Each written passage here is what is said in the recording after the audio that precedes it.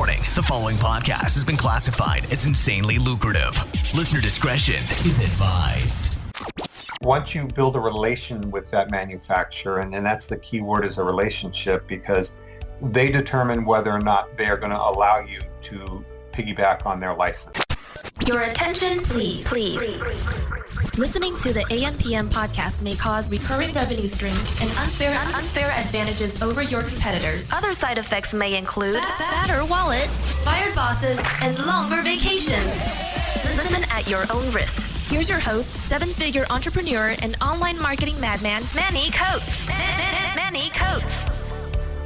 Hello, everybody, and welcome to the AM/PM podcast. My name is Manny Coates, and I will be your host. And this is the show where we talk about Amazon private label via FBA and how to generate recurring revenue streams 24 hours per day during the AM and the PM, hence the name of the show, AM/PM podcast.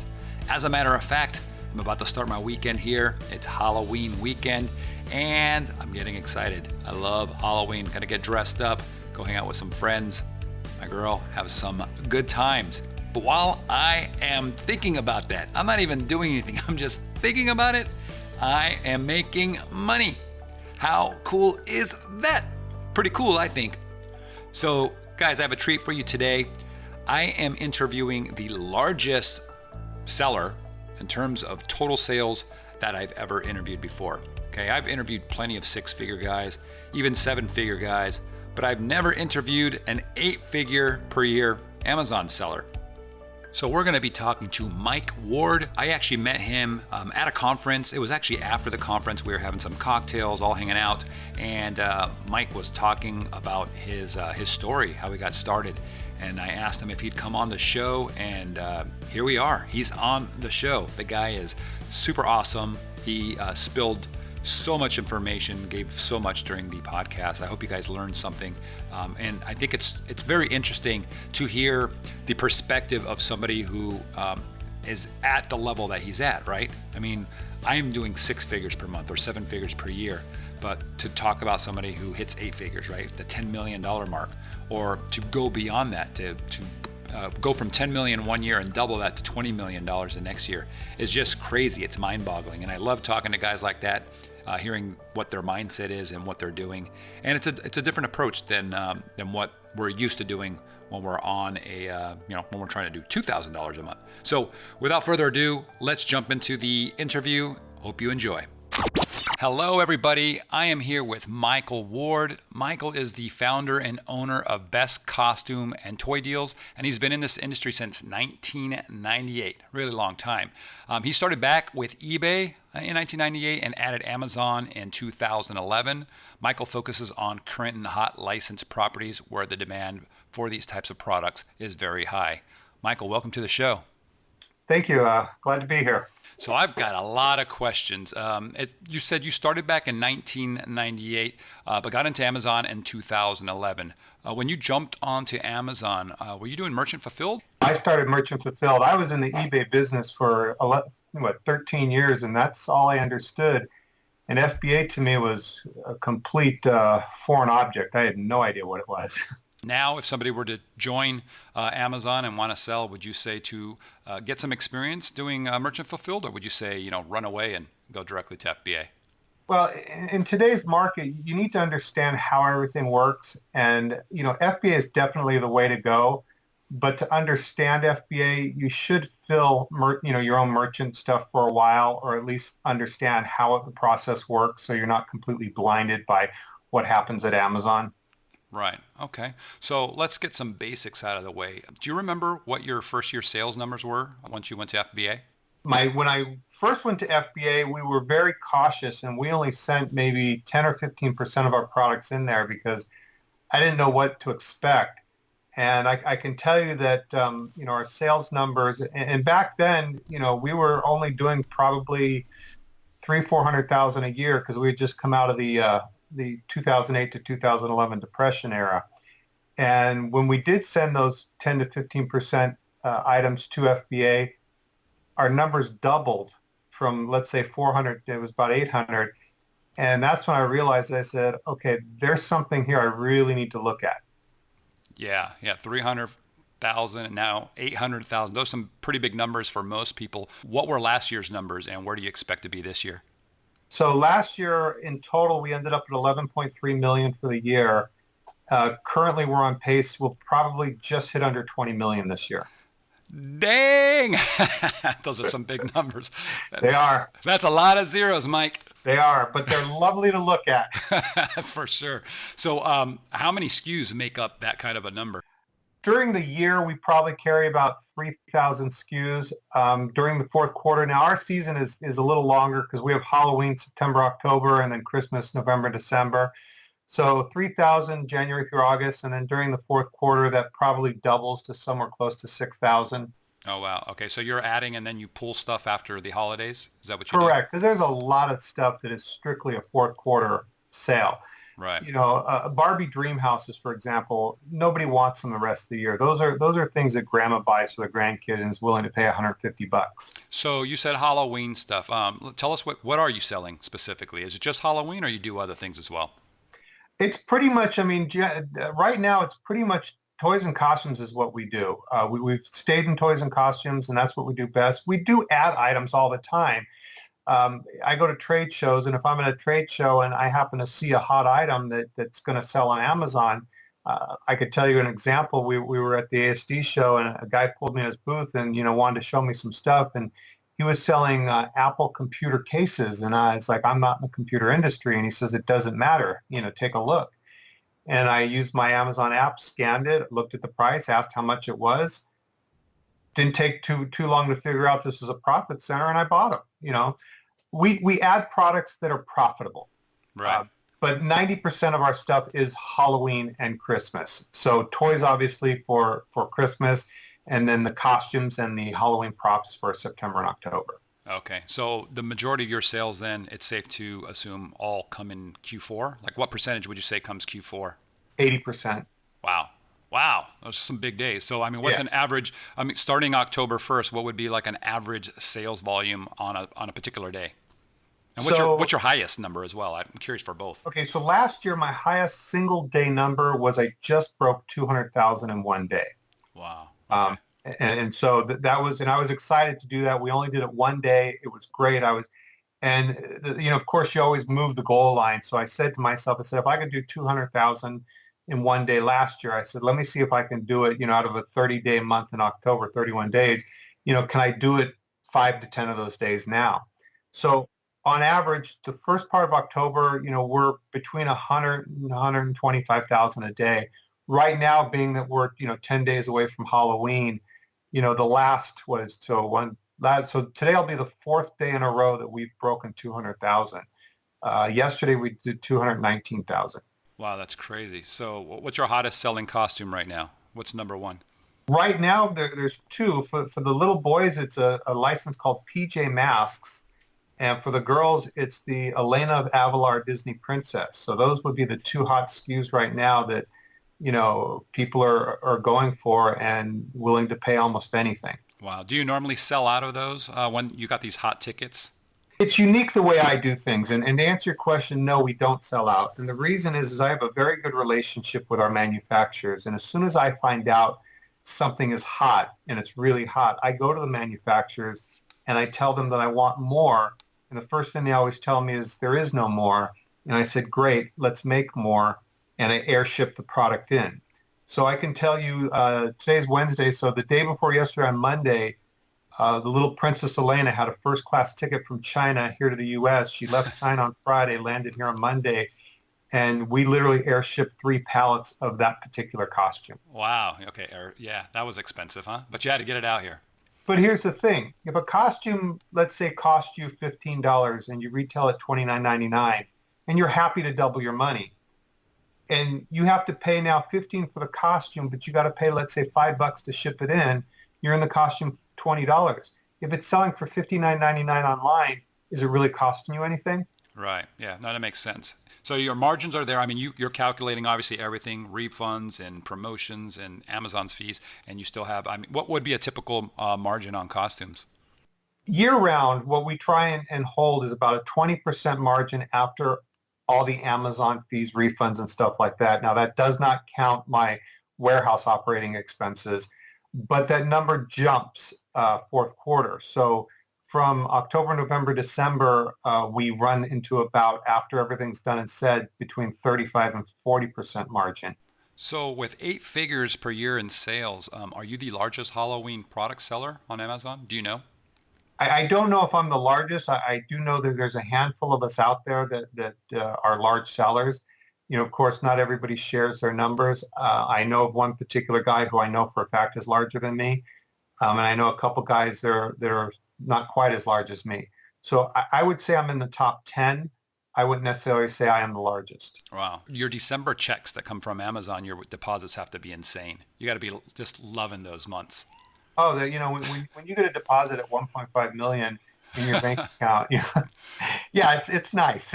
That's crazy. How many SKUs would you say you're adding, new SKUs every single year, or do you have a lot of just essentially the same costumes that are just selling over and over? Well, you have your licenses that sell year after year. Your Disney princesses, your Mickey Mouses. That stuff is just it's evergreen. It's going to sell. What changes is the stuff that comes and goes. I can tell you, I think it was 3 years ago, Frozen was the hottest thing on the earth, and it still sells today, but nowhere close to what it sold a couple years ago. The year before that, Teen Beach Movie was hot, and that stuff nobody wants today. So what happens is you have your evergreen products that sell year round and will always sell and have been selling for years. And then you have your hot properties that come and go. And those are the ones that are kind of like a hot potato. You don't want to be the one holding the potato when it cools off. Right. So you got to make sure you get in and get out and just be careful of what exactly it is you're getting into. So what percentage of your products would you say require you to license them? We carry a huge percentage of license. I'm going to say our licensed products are 80 to 85%. Okay, I've always been curious about that. How does somebody go about licensing a product to sell? Because I've noticed that there's just so many people out there that'll sell, for example, a Disney branded product without getting the rights, or there'll be shirts with Marvel heroes on it where they don't have the rights. What do they need to do to actually get legal rights to do this and not risk, their accounts getting suspended? Well, you have to go directly to whoever is the license holder.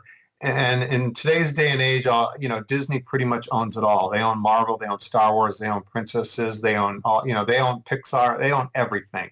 So if you look at most of the hot stuff, you're going to go to Disney. The one thing you want to do is you want to make sure that you're always on Disney's good side. You want to make sure that even though you disagree with their rules and you disagree with what they say, you always say, thank you, can I have another? Because these are the guys that are going to determine whether or not you can or cannot sell their products. Mm-hmm. If you go, a lot of times we will piggyback off of other manufacturers' licenses, and they will already have licensing in place, and then we buy the products, manufacture them, piggyback off their license, and they get a cut of the pie for doing so. Okay. Would you say that's how you do the majority of yours, or do you deal directly with Disney? Most of the stuff we do, we use third parties, and the reason is because, Disney is so large and they don't talk to just about anybody. You have to be, a big enough account for them to talk to. We actually are very lucky in that we have such a good relationship with our manufacturers and with Disney and stuff that, we do have the availability of directly importing Disney products and, selling them on the retail market, and we are authorized to do so. So we're authorized directly and through the third parties. It's a dangerous game when to play the non-licensing game, and people can make money in it, but understand, once you get caught and once you're branded as, quote, a counterfeiter, that doesn't go away. And the majority of the counterfeits that I've seen are coming from China. You said that you had aired some pallets from China. So are you dealing with a manufacturer in China that has the licenses here in the U.S., or is that a separate thing? No. So what happens is there are approved manufacturers in China.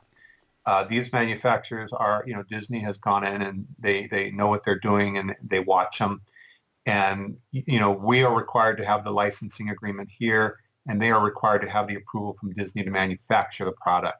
So there's kind of a dual part to it.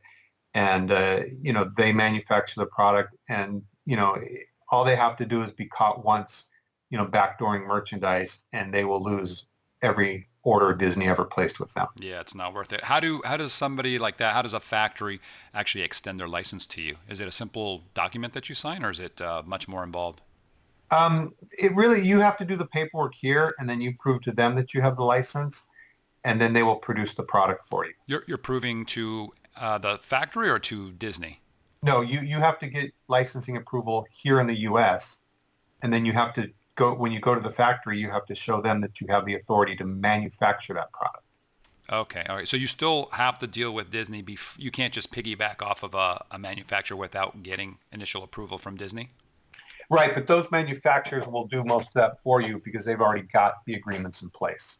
Okay. So in those cases, do you still have to go to Disney, or can you 100% rely on the manufacturer? No, you can 100% rely on the manufacturer. So what's that process look like? You go to them and say, man, I want these new costumes. You're selling them. How simple is it to actually get the approval so you can start selling it and have everything you need? Well, so there's two ways of doing it. You go to the manufacturer and you say, you guys have the license for this costume and I want to resell it. And, if you buy directly from the manufacturer here in the U.S., which the domestic purchase, then, you are authorized to sell it as long as that manufacturer is willing to sell to you. You're paying a higher price for the product because you're paying, them to warehouse it, store it, ship it, all that good stuff. Once you build a relation with that manufacturer, and that's the key word, is a relationship, because they determine whether or not they are going to allow you to piggyback on their license. So, when you do that, then you go to them and say, hey, we've been doing business for X amount of years. I'm interested in direct importing and manufacturing my own stuff, and then they will lead you down the path and say, okay, yeah, we think it's a good fit and we're willing to do it. Or they may say, we'll start off small. It's up to each manufacturer how do they want to proceed with you.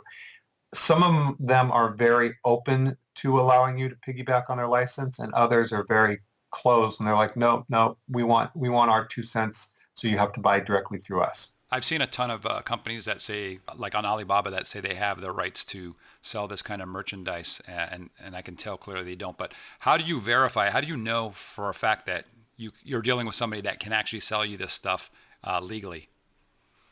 The only way to know is you have to go through the manufacturer that has the actual licensing. And there are, it's easy to know the big guys. You have Hasbro, Mattel, Jakks Pacific, Disguise, Rubies. Those guys are all, if they're producing the product, they're licensed. They're not going to risk their accounts, for non-licensed product. If it's a smaller company, you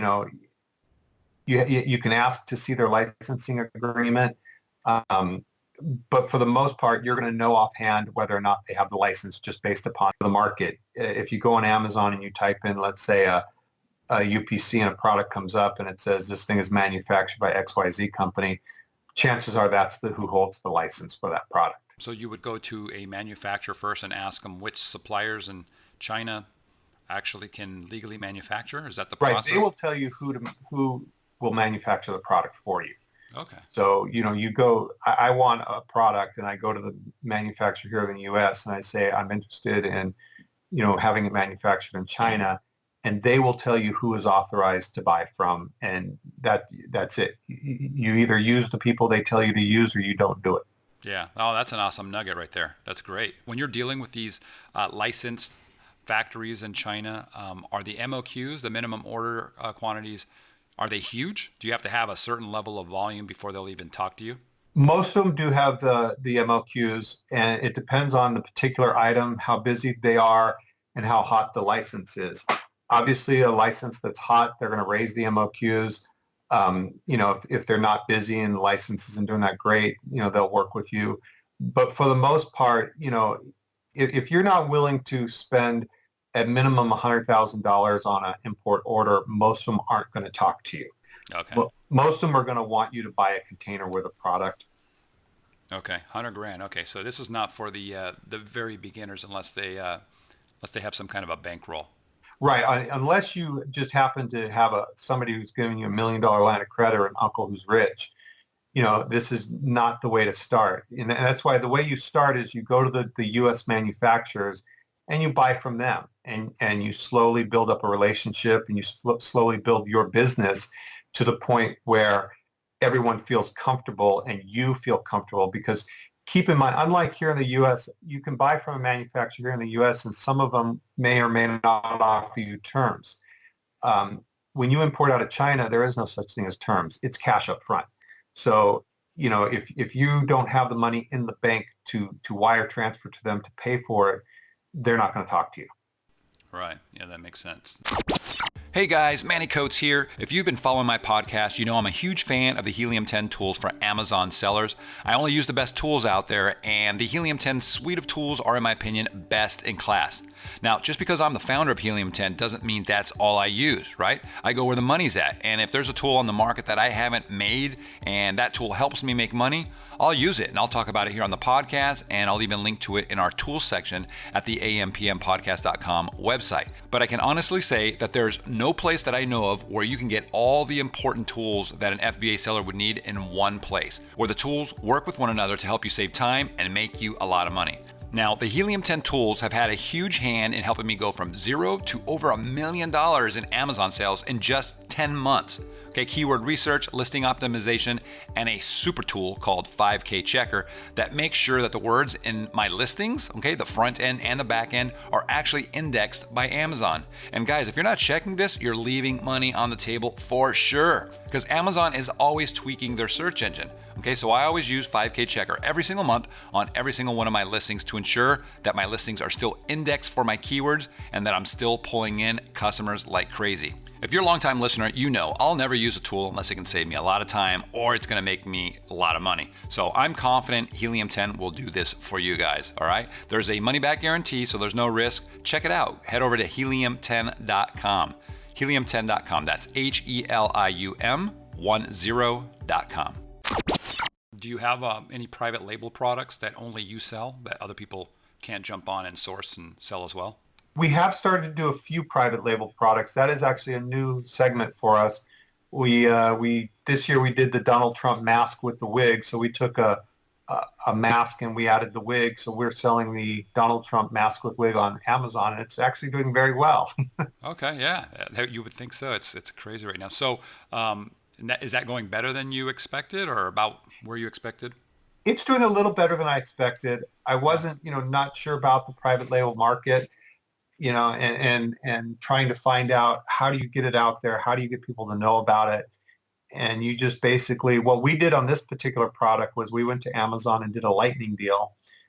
When we did the lightning deal, obviously we got a ton of sale volume all in one day, which boosted the rankings. And then once we had the rankings, then it just was a natural sell-through. You were able to get a lightning deal without having any sales history on the product? We had the product up there for, I believe it was around 6 weeks. So we did have a little bit of sales history on it. It was doing good. It wasn't doing great. But once we got the lightning deal in there, then it was just, from there it was all that, it was just selling. There was, right. Okay. How many manufacturers are you dealing with currently? We probably have, there's probably about 10 that we deal with on a daily basis on a huge level. And then maybe there's another, 20 that we deal with moderately. And then I probably have another 20 that we buy here and there, nothing serious. One of the things I've kind of gotten to, though, and we've learned this year is strictly due to the volume and the amount of products we move and all that. If most of the manufacturers that we don't do at least 100,000 a year with, we are no longer going to be able to deal with, because we need to stick with the ones that we can make the money on. Right. Yeah, that makes sense. How early do you have to get your orders in for Halloween and for Christmas? Well, Halloween, we are ordering in January and February. So wow. by, our Halloween show is, we have a Halloween show in January, late January, and Toy Fair is in February. And that's when, we're putting our orders in for Christmas. Generally, our Halloween orders are done by the end of February, with the exception of any last-minute licensing. Like Donald Trump Wig, nobody knew in January that was going to be a hot property until late in the year. There's a lot of times where we don't know what's going to be hot until August, and then it becomes kind of like the chase where you hope you can still get the product. if it's hot enough, and that's when you can go and say, okay, this is selling for enough money that I'm willing to do a rush order or pay the air shipping. If it's not hot enough, or if a lot of stuff is sold out, then you just miss the boat. Yeah. Well, so not like 9 months in advance. Is there a reason to go that early? It's what the manufacturers require, because they need to manufacture the product. And, unlike you, where you're carrying, X amount of SKUs, they may have, 10,000, 20,000 SKUs they're producing, and they need to know what to produce and how much of it. And if they can't wait. And when you buy out of China, keep in mind, when you're placing orders, you have a minimum of a 90-day production time. So if you place an order in February, you have March, April, and May before the product's ready. And then it takes 30 days on the water to get here. Now you're into June or July. So the timing is important. You don't want to get Halloween product in the door on October 1st. Right. You want to have it, in July or August, so it's ready to go come October. Yeah. And so you ordered stuff via Express Air. Do you find that gets into Amazon's warehouses? Forget about the shipping time, but just the fact that it's Express Air versus it coming in on a boat and it needing to be actually scheduled with Amazon. Does it get in quicker for you, or is it pretty much the same? No, it's the same. Most of our stuff is shipped to Amazon in a container. And that's a little bit of a time-consuming process. If it's something that's air shipped in, for example, the Elenas that we got in on Monday, we just UPS grounded them, which is, costs more money to ship it from China. It costs more money to ship it from us to Amazon. But at the end of the day, I need the product sold and I need it to Amazon. So we ship everything to Moreno Valley. We're here in Torrance, which is Los Angeles County. Moreno Valley is hour and a half drive from here. So if I ship something on Monday, UPS ground, it's in the Amazon warehouse by Tuesday. They have it up on the board for sale. It may say back ordered, but at least everyone knows we have it. And then it takes a couple days for them to filter it out to all the other fulfillment centers. Okay. Do you have the stuff shipped directly to Amazon, or do you bring it to a warehouse yourself? No, we have everything shipped directly to our warehouse. We touch everything. We make sure it's right. We make sure it's tagged, bagged. We make sure everything is ready to go. So when it leaves here, we know what we ship to Amazon. Right. The biggest problem you have is if there's an issue with Amazon, you need to be able to say to Amazon, no, this is what I shipped and this is how I shipped it. If I rely on a third party to ship it and there's a problem, I'm going to tell Amazon, I think that's how it was shipped. It's like... Yeah. Do you have an inspection process going on in China as well? Yeah, before they ship it? Very, very huge. They inspect everything in China before it ever leaves. Mm-hmm. Okay, so the factory does. So you're not hiring a third party to go in and do everything? Most of your licensing companies, example Disney, have their own companies that go in and check the quality. That's right. Yeah, the licensing part. That's what separates it. How do you know what costume's going to be hot, Mike? I mean, you're ordering stuff in February. You just talked about like the Donald Trump thing. How do you know this is going to be the one? A lot of it honestly is trial and error. A lot of it is guesswork. And some of it is just, for me, to be honest with you, I have 6 kids. And for many, many years, I always listen to what they say, watch what kind of cartoons are they watching, what kind of Pokemon games are they playing. And you would be amazed at how much information you can get by just listening to the kids. Yeah, I imagine. For sure. So how many hours are you working each week now, would you say? And how is that different from when you first started selling Amazon FBA? So, when we first started, I pretty much treated this as a Monday through Friday, 8 to 5 job.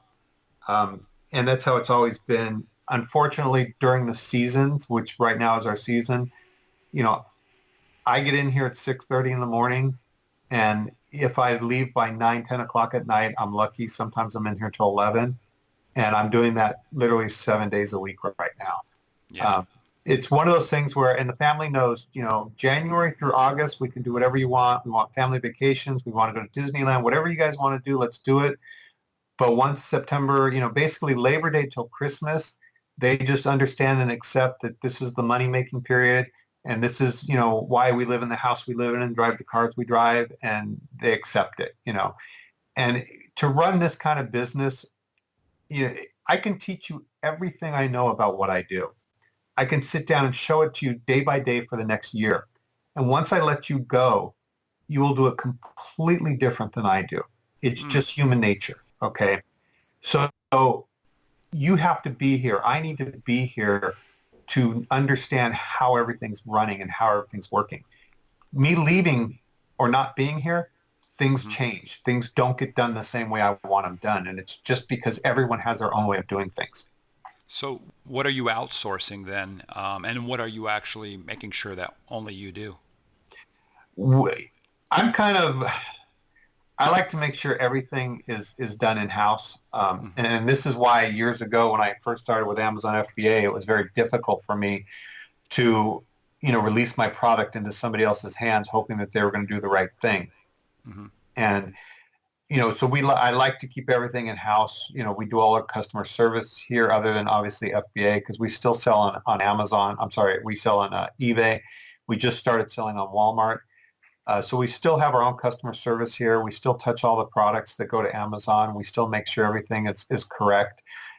We make sure everything is bagged and tagged. We make sure everything is done here. How many people do you have working for you? So year round, we keep only about 8 on staff. We have 3 in the office and 5 in the warehouse. During the season, which is right now, that jumps up close to 20. And that's just because we just need, obviously, more help dealing with the volume of product that comes through here. So the one thing that you will not let anybody else do, I didn't mean to cut you off. What would that be? The accounting, the books, the money. Only Mike touches that, huh? There's just something about, and I'm sharing some information with you here, but, most of the employees see what goes on. They see how much product comes and goes, but nobody needs to see the actual bottom line nitty gritty of it all, and I like to control it because, in this business, sometimes you take risks and sometimes you run yourself right to the edge. And I'm the only one that knows exactly what's going on and how it's supposed to play out. And if that something goes sideways, I need to know what I did and how I can fix it. When you leave it in somebody else's hands, if they make one decision different than what was in your mind, they could screw the entire thing up. Yeah, that's true.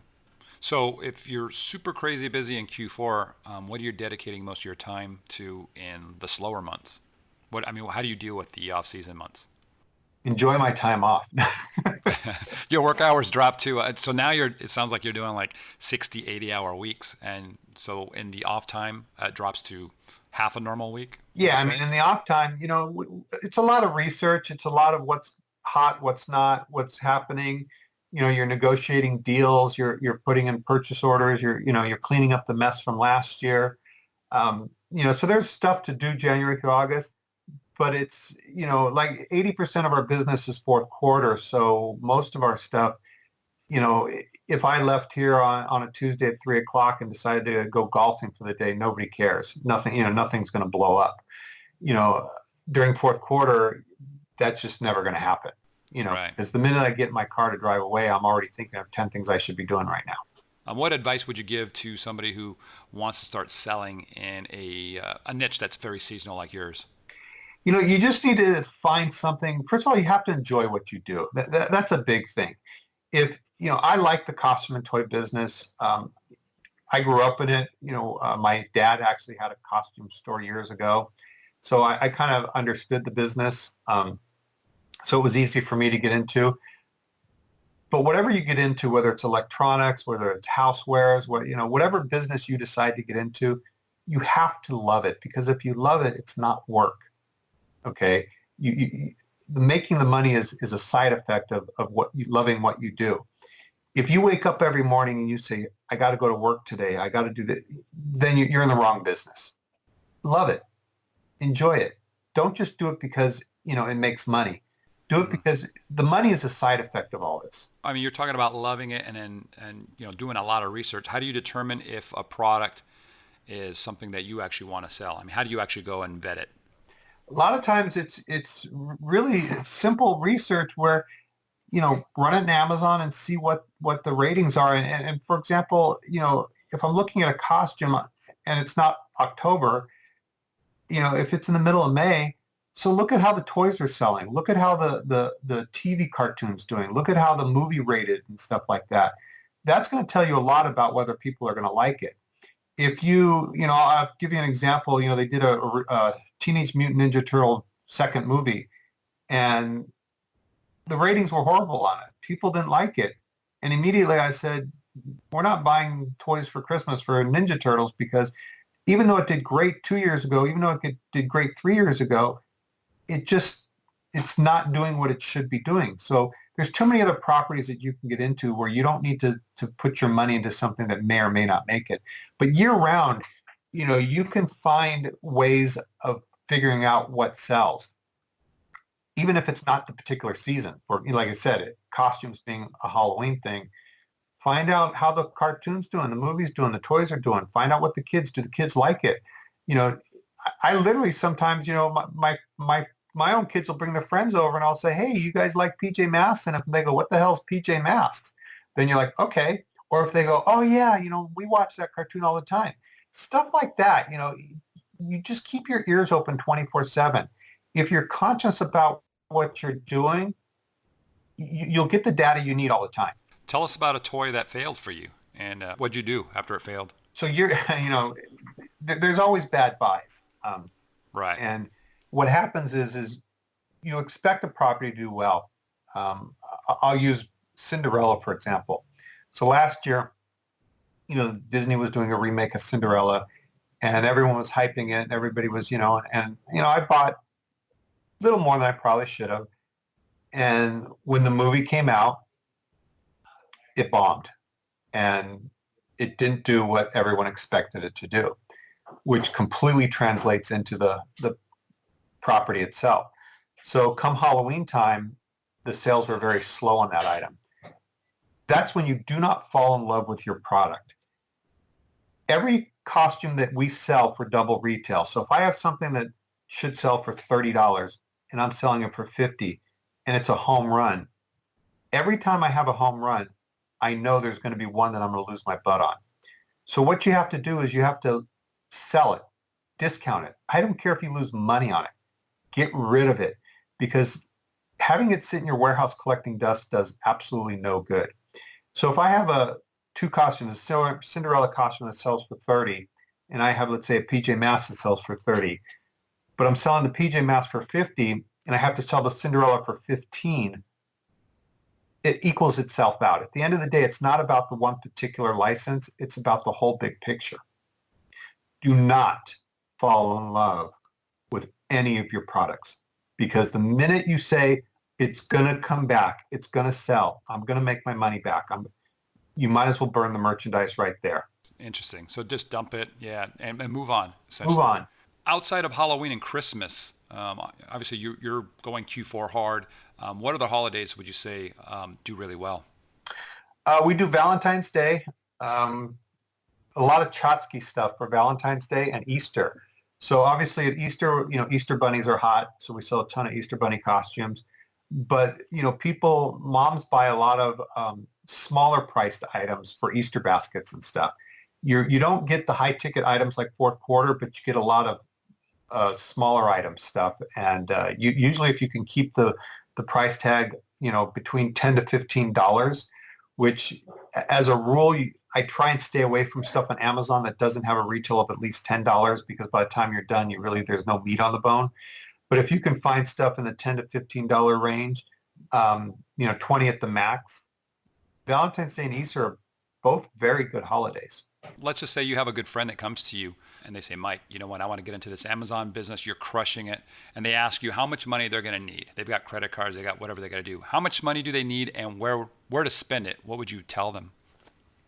That's always a tough question. And I understand where the question comes from. But the bottom line is it really depends on how fast you want to grow. I've seen people that have taken $5,000 credit cards and they've done what they call retail arbitrage. They go to Target or Walmart and they buy stuff and they turn around and resell on Amazon, and they turn that $5,000 into $10,000, and they just work it like that. And they're not really taking a paycheck. They're building a business more than anything. And that's a slow way to do it. But if you're willing to work it, you can definitely do it that way. If you want to jump in with both feet and you really want to go gung-ho, at minimum 50,000, a good start, maybe 100,000. But be careful what when you're starting off, be careful what you invest your money into, because if you're starting off even with $100,000, and if you take a $5,000 hit on a product, that's going to hurt. It's going to hurt a lot. When you're doing $20 million and you take a $5,000 hit, it's a bump on the road and you just keep moving on. Okay. Are you planning to expand out beyond costumes and toys? Believe it or not, so we've exceeded our capacity in our warehouse here. And so we're in negotiations for a new building as of January 1st, right after the fourth quarter, which will be more than double the size of what we're in now. And one of the things my wife always jokes about is every time I get a bigger building, my brain's always trying to figure out how to fill it up. And Yeah. so the thing is I've always, I constantly look at what else to carry, because on Amazon, it's not about, you can pretty much sell anything. I've looked at the electronic industry and the margins are just too tiny, and the price tags are too high, and the technology outdates itself too fast. So but one of the industries I'm seriously looking into, believe it or not, right now is housewares, kitchen goods, toasters, blenders, stuff like that. And it's actually, from what I see, a very good industry. And it's kind of got the same cycle where the stuff sells year round, but fourth quarter, people just tend to dump a ton of money into that stuff. Let's not use you as an example because you're an 8-figure seller, but you've got somebody that is doing well now, right? They've taken their $5,000, $10,000 and they've multiplied it multiple times now, and they want to expand aggressively, but they just don't have the finances to do it. What recommendations or advice would you have to people to raise this capital? Because that's one of the biggest things that we hear here on the podcast is people struggling with cash flow issues. Yeah, that's, and to be quite honest with you, and this is something that maybe will make some people feel better. Even when you're in the 8-figure sales, you still have cash flow issues. They're just a lot bigger. They're just, it's never ending, right? Yeah, it's never ending. And the idea is because you always buy to your budget. If you got a job and you were making $2,000 a month, your lifestyle will be equivalent to $2,000 a month.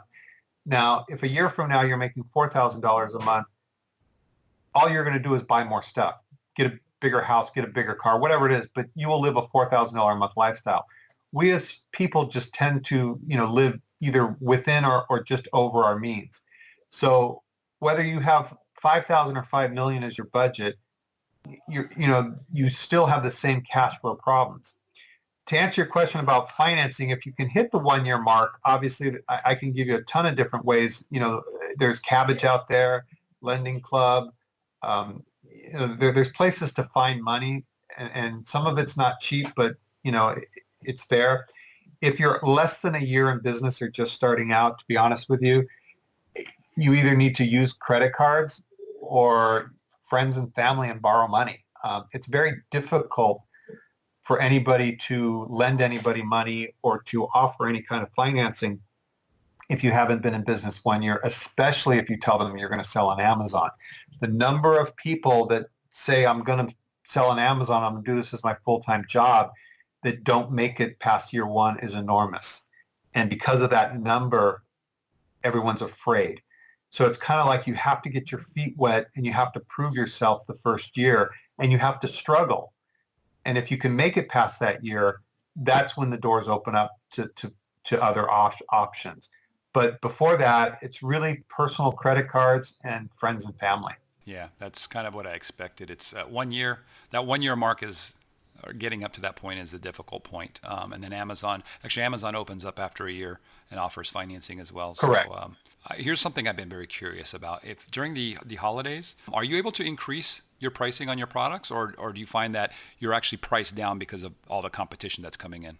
We actually do very well with pricing. Now, we use a repricer, and I'm not trying to plug any specific company. However, the repricer we use is very good at driving prices up rather than down.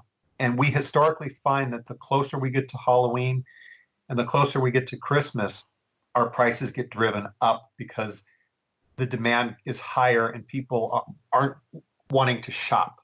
So, if you buy a costume the first week of October, generally is when you're going to get your best deal. And the reason is because there's a lot of inventory. Everyone's just received their shipments and they want to sell. So they're willing to sell it at a small margin. The closer it gets to Halloween, the inventory starts to dry up. Once that inventory dries up, the people that are left are going to ask more money for it. And if you're one of those people that wait to the last minute, you're generally going to pay an arm and a leg if that item is popular at all. Now, if it's not a popular item, then the prices, they're going to decline because people are going to want to dump it and they're going to want to recoup their money. But for the most part, if you can buy the right products and you have a repricer, because there's no possible way that you could reprice it yourself with, 6,000 SKUs. That would just take too much time. But if you have an automated repricer, it will drive the prices up for you the closer it gets to the holiday. Okay. What repricer do you use? I use FeedVisor. Okay. And have you ever had your account suspended? Knock on wood, I have never had my Amazon account suspended. Any products suspended or blocked? I do get products suspended or blocked, and sometimes could be because the people just complain the wrong way and Amazon takes it the wrong way. Sometimes it's because maybe the item is, cut a little smaller than normal. So generally, when you have an item blocked, I have to look at it and determine whether or not it's worth fighting for. If it's an item that just sells okay, I just let it go, just don't buy any more and move on. If it's a really good selling item, and I've had some really good selling items blocked and it just kills me, then I go back and I fight, and I open up a case with Amazon. What's wrong? What did I do? I do a plan of action. I find out why it got suspended, look through the returns, look through the comments. The key with Amazon when an item gets suspended or blocked is they want to know that you know what happened. And the problem is they're not going to tell you. They're not going to say, hey, Mike, we're blocking this product because John over here complained that it came without an accessory. What they're going to do is they're going to block the product and say, you figure it out. Yeah, I hate that. And then it's your job to figure out what happened, why it happened, and how you can fix it. If you can prove to Amazon that the issue will not continue, they'll unblock it for you and you can continue selling it. If you get upset and send a nasty email saying, what are you talking about? This is absurd. I can't believe you blocked this. Well, you've just buried yourself 6 feet deep. No, you're absolutely right. So, well, this has been fantastic. I want to end this with one final question here, Mike. No problem. Knowing what you know right now, if you could go back in time, what advice would you give yourself when you first started out? If I could go back and just change one thing, honestly, I would have been a little more aggressive in the beginning with Amazon and FBA. I think I was a little too cautious, and that was my own doing because I was afraid of leaving it in somebody else's hands. So I took it a little slower. I've come to learn, and here's something I'm going to throw out to these guys that sell on Amazon. Don't sweat the little stuff. When you're doing 6 figures and Amazon sends you back a costume that's been worn and trashed and is basically garbage, and they gave the people 100% refund, don't think about the $30 you just lost. Think about the $3,000 you just made. Because if you worry about the little stuff, it's going to eat you alive, and you will continually hold yourself back. Every time I get really pissed off about something that Amazon does or says, all I do is open up my little payment thing. I look at that number. I sit back, smile, and say, it's okay. There you go. It brings a smile. Okay. It brings a smile. And trust me, to this day, there's things Amazon does that just absolutely kills me. It's like I go, why? Why would they do this? But Amazon is who they are, and they've obviously got a system that works. And right, wrong, or indifferent, whether you agree or disagree, it's their playing field. And if you want to play their game, you have to follow their rules. And I will say that I was hesitant for the longest time, and I think I held myself back because I would get so upset at so many of the things that Amazon would do. And I say, this isn't right. This isn't going to work. And I'll tell you, there was a point where I was talking to somebody about Amazon. We were just going back and forth over a few drinks, and I kept complaining about this. And the guy said, well, then stop selling on Amazon. And I said, well, that's not an option because I make too much money. And he said, well, then stop bitching about selling on Amazon. And then and honestly, that it sat with me for a minute, and I realized, so I said, okay, for the next 30 days, I'm going to take a deep breath. And every time something really irritates me that Amazon does, every time I get an email that just grabs me by the goat, instead of getting upset, I'm just going to take a deep breath and say, it's okay. And I got to tell you, once you actually get that mindset in your head, you will accelerate so much faster because you won't be holding yourself back. That's a great point of view. Great advice. How do people get in touch if they want to know more? Or actually, here, I don't want you to give out your email because you're going to get blasted. We have so many people listening to the podcast. You're in our FBA High Rollers group. Would it be okay if they reach out to you there? No, that'd be great. Okay, perfect. I know that as you're probably the largest seller I've interviewed, so people will probably have a lot of questions, and it's very inspirational. No problem. Look forward to it. Mike Ward, guys, a 10 million plus. Sorry, no. What was the number for this year? This year we should hit just under 20 million. A $20 million per year seller in seasonal products. He shows you what you can do when you do things intelligently. Mike, thank you so much for coming on the show. No problem. Really appreciate it. If you like that episode, you should check out our last episode number 78.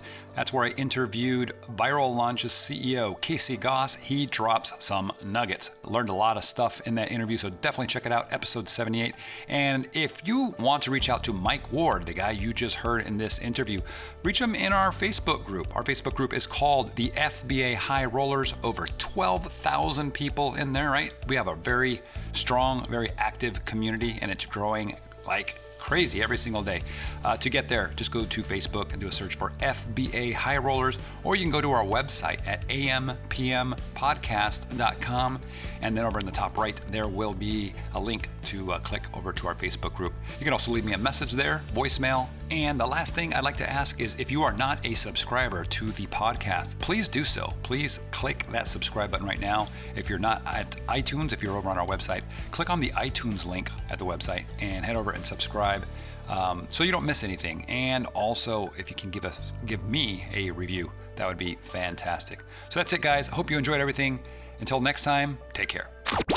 Hey, everybody. People always ask me, Manny, what tools should I be using for my Amazon business? Well, this episode is brought to you by helium10.com. These are the same tools I use to generate 6 figures per month with Amazon FBA. I get keyword research, product tracking, listing optimization, search term tracking, account monitoring, and a lot of other brand new money pulling tools that are going to be released to Helium 10 members on a regular basis. If you're going to grab any tools, check these out. Seriously, get a massive advantage with the tools that top sellers are using right now. Okay, and they're all in one place. Some tools and services will have a user cap, so get in there as quickly as you can. That's helium10.com, helium10.com.